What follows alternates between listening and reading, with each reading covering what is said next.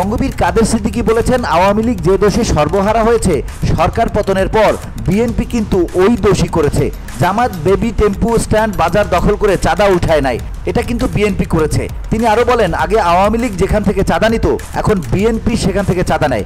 বন থেকে যেটুকু নেয়ার নেয়, থানা থেকে যে ভাগ নেয়ার নেয়, যেখানে যে ভাগ পাওয়া যায় সব নেয়, কিন্তু জামাত নেয়নি। বিকেলে টাঙ্গাইলের সখীপুরে নিজ বাসভবনের সামনে কৃষক শ্রমিক জনতা লীগ উপজেলা শাখার বর্ধিত সভায় তিনি এসব কথা বলেন। এ সময় কাদের সিদ্দিকী বলেন, শেখ হাসিনার আওয়ামী লীগ হলে চলবে না, আওয়ামী লীগ হতে হবে মাওলানা ভাসানীর, আওয়ামী লীগ হতে হবে বঙ্গবন্ধুর, শেখ হাসিনার নয়। এত অত্যাচার করলে, মানুষকে এত অবহেলা করলে আল্লাহর তরফ থেকে গজব পড়ে, সেটাই হাসিনার উপরে হয়েছে। কিন্তু হাসিনার জন্য অন্য মানুষ যে কষ্ট করছে সেটাও আল্লাহকে দেখতে হবে, আমি নিশ্চিত আল্লাহ সেটাও দেখবেন। VOD Bangla news desk.